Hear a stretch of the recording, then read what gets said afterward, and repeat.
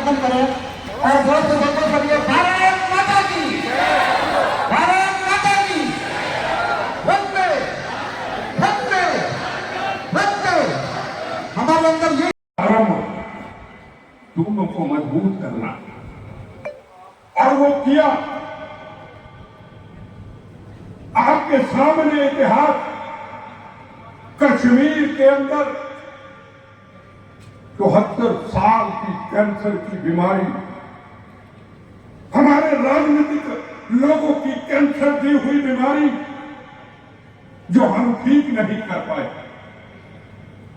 हजारों बहनों के सुहाग उजड़ गए, हजारों बच्चे यतीम हो गए, खून की नदियां बह गई। कौन सा राजस्थान का ऐसा गांव, हिंदुस्तान का ऐसा गांव जो 8 साल 9 साल पहले तिरंगे में लिपटी हुई उसकी बॉडी खून से नहीं आती थी। जब जवान अपने घर से निकलता था, अपनी पत्नी, अपने बच्चे, अपने माता पिता को देखता था और मन के अंदर एक संकल्प करता था, मैं जा रहा हूं मातृभूमि की सीमाओं की रक्षा करने के लिए।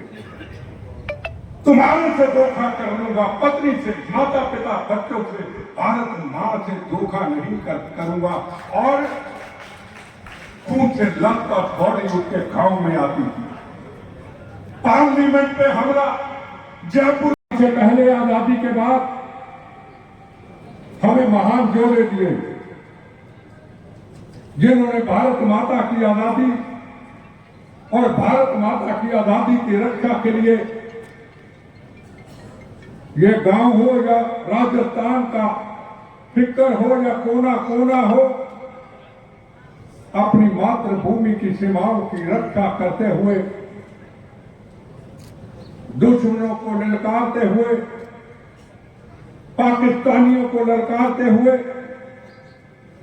और ये कहते हुए एक शाम चिरागों में सजा रखी है, सब लोगों ने हवाओं में लगा रखी है, अंजाम की भी हम परवाह नहीं करते, जान हमने भी हथेली पे उठा रखी है और भारत माता की रक्षा करते हुए अपने जीवन को कुर्बान कर दिया।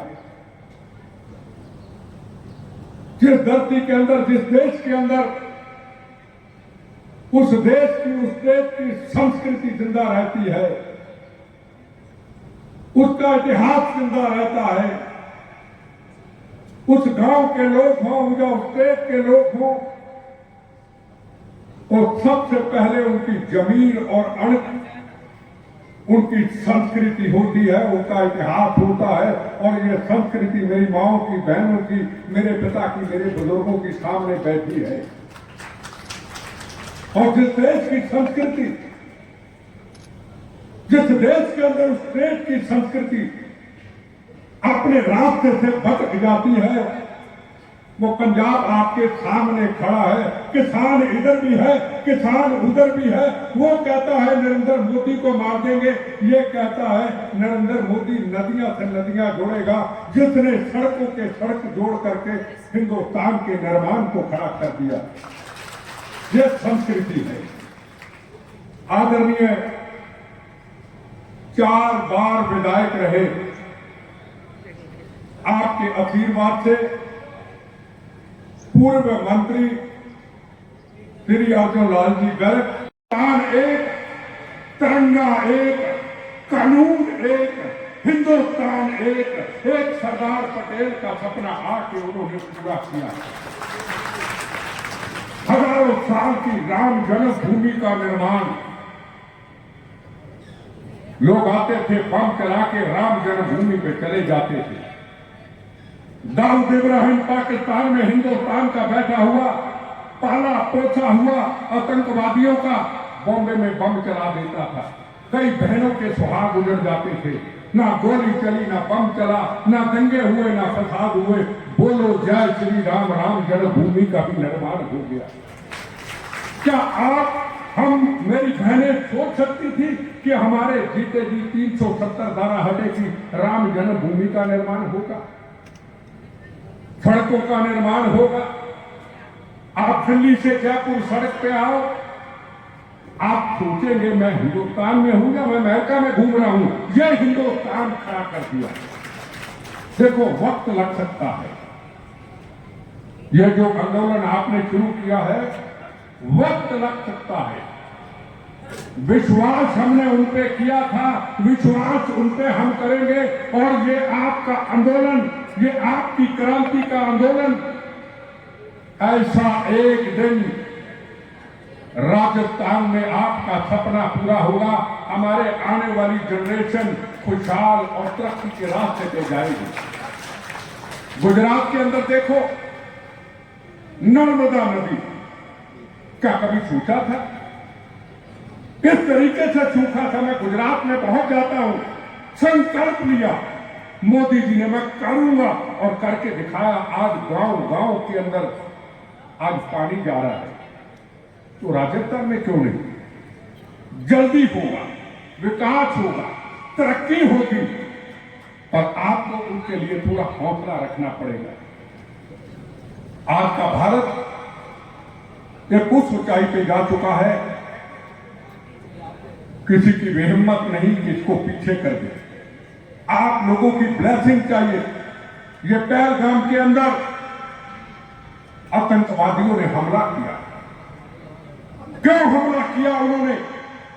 जब लाखों लोग दुनिया से हिंदुस्तान में कश्मीर में चले गए, पाकिस्तान घबरा गया, कश्मीर का मुद्दा खत्म हुआ।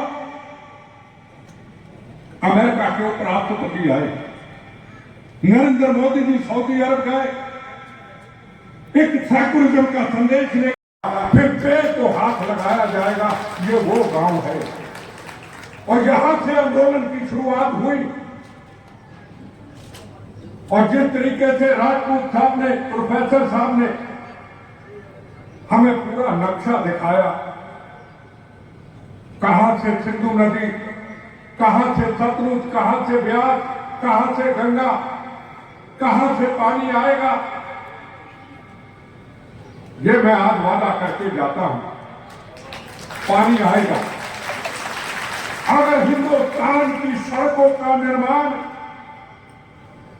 जब चाइना के साथ जंग होती थी, जब पाकिस्तान के साथ जंग होती थी, 71 की जंग होती थी, 65 की जंग होती थी, कारगिल का युद्ध होता था, तो जवानों की गाड़ियां पहुंच नहीं पाती थी। कितने जवान हमारे शहीद हो जाते थे। आज अरुणाचल के पास जब चाइना ने हमारी जमीन को हथियाने की कोशिश की, हमने डिफेंस पॉलिसी को इतना मजबूत कर दिया था, सड़कों का इतना इंतजाम कर दिया था कि भारत माता की तरफ को आंख उठा के न देख पाए। पाकिस्तान के चाइनीज आए और हमारे 5-6 जवानों ने, एक था पंजाब का गुरचेत सिंह, जवान हथियार नहीं वहां रख सकते, अपनी कृपान निकाली, कहा बोले सोनियार, 25 सैनिकों को मार मार के चाइना के ढेर करके रख दिया। ये आज का हिंदुस्तान है। तो पानी जाना आना कहां से दूर है? ये नरेंद्र मोदी जी का सपना है। नरेंद्र मोदी जी आपने दिया है, नरेंद्र मोदी हमें राम जी ने दिया है, नरेंद्र मोदी हमें महान संतों ने दिया है। नरेंद्र मोदी जी का कोई मकसद नहीं कि मैं दोबारा प्रधानमंत्री बनूं, मैं राष्ट्रपति बनूं। आजादी से पहले चाहे सरदार पटेल हो, लाल बहादुर शास्त्री हो, चाहे शहीद आजम भगत सिंह, राजगुरु सुखदेव, मंगल पांडे, इत्तफाकुल्ला खान, रानी झांसी, जलियांवाला बाग के अंदर हिंदू, मुसलमान, सिख, ईसाई जिन्होंने जनरल डायर की गोलियां खाई, जब निकलते थे घर से कहते थे मां गोली सीने पे खाएंगे, इस भारत को आजाद कराएंगे। कोई उनका सपना राष्ट्रपति प्रधानमंत्री बनना नहीं था। द्वारा बहुमान कदम है। इस प्रतिनिधि के लिए मैं निवेदन करूंगा परवीन जी सोनी। परवीन जी सोनी मंच पर आए, विश्वविद्यालय जी आ जाए, विश्वविद्यालय जी मंच पर आए और बेटा साहब को स्पष्ट चिन्ह प्रदान कर उनका बहुमान करें। पौधे भेंट के लिए मैं आग्रह करूंगा प्रफुल्ल आगलेचा कि वो आदरणीय पिता साहब को पौधा भेंट कर उनका बहुमान करावे।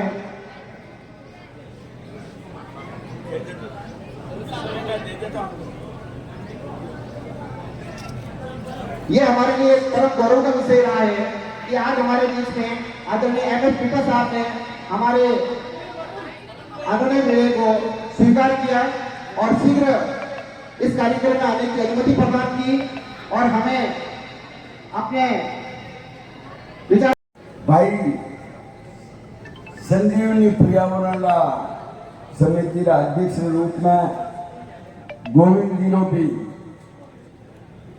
एक सपना है और ए संकल्प भी ले रखियो है कि जब तक नदियों मोदी जी नहीं जोड़े जब तक मैं साफ नहीं करनी। यह भी आज इस कार्यक्रम में वृक्षारोपण करता है सम्मिलित हो मुख्यमंत्री जी के कार्यक्रम में और इन कार्यक्रम में अपने अखिल भारतीय आतंकवाद विरोधी मोर्चा अध्यक्ष आदरणीय श्री महेंद्र सिंह जी पीठू साहब करूंगा। दैनिक जीवन में जल का विवेकपूर्ण उपयोग करूंगा और अपव्यय नहीं करूंगा। अपने परिवार, समाज और कार्य क्षेत्र में जल संरक्षण के प्रति जागरूकता फैलाऊंगा। वर्षा जल संग्रहण और संरक्षण को प्रोत्साहित करूंगा। पारंपरिक जल स्रोतों, कुएं, बावड़ी, तालाब आदि के संरक्षण और पुनर्जीवन में सहयोग करूंगा। भावी पीढ़ियों के लिए सुरक्षित भविष्य के लिए जल। माँ बाप बच्चों के लिए खिलौने मिठाई लेने जाते थे, उनके घर में मिठाई पटाखे पड़े हुए और माँ बाप की डेड बॉडी खून के सामने आती थी। वो भारत मैंने देखा है, मैंने खून बहते हुए देखा है। माँ बाप बॉम्बे के अंदर बच्चों की रोटी कमाने के लिए जाते थे, ट्रेनों के अंदर बम्बों से उनकी बॉडी आती थी, वो मैंने देखा है। और बंद कमरों में दीवारों में सिर मारते हुए रोते हुए ये सोचा करता था हम तो एक दिन बम्बों गोलियों से चले जाएंगे, इन बहनों के सुहागों की रक्षा कौन करेगा, उनके बच्चों की रक्षा कौन करेगा, कश्मीर के अंदर आतंकवाद समाप्त कौन करेगा। की जब सरकारी नौकरी लगती है या वो शादी समारोह होता है तो दुल्हा दुल्हन होते हैं तो उनके साथ हाथों से पौधारोपण करवाया जाता है। ये संस्थान प्रतिवर्ष बालक बालिकाओं द्वारा पौधे के रक्षाबंधन पर राखी बांध करके उनको अपना भाई बनाने का रक्षा सूत्र बांध करके संकल्प दिलाया जाता है। इस संस्थान द्वारा सरकारी सेवानिवृत्त कर्मचारियों द्वारा पौधारोपण करके जागृति लाने का प्रयास किया जा रहा है। ये संस्थान दाह संस्कार से पहले अंतिम संस्कार जो व्यक्ति का होता है उससे पहले भी पौधारोपण करवा करके वृक्षारोपण के प्रति अपनी जागृति लाने का कार्य कर चुका है। ये संस्थान अब तक 2.5 लाख के आसपास पौधा लगा चुका है। ये संस्थान वर्चुअल उद्घाटन के साथ ही निवेदन रहेगा सम्मानित मंच अपना जगह करो, पीछे जगह करो, पीछे जगह करो यार, तो दिख रहा तो सीधे उन्होंने हाथ में गोविंद छोड़ा कर, छोड़ो और छोड़ो और छोड़ो और छोड़ो और छोड़ो, बैठ जाओ यार, नीचे बैठ जाओ। हाँ बिट्टा साहब इधर, ओके गोविंद एमएलए साहब बैठे कि भारत माता की आजादी की रक्षा करते हुए आतंकवाद को समाप्त करते हुए बड़ी से बड़ी कुर्बानी देने के लिए क्या रहेंगे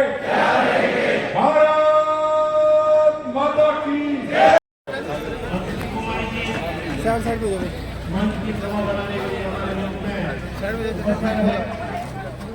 हमारा बहुत सौभाग्य है कि आज हम बिलाना नगर पालिका के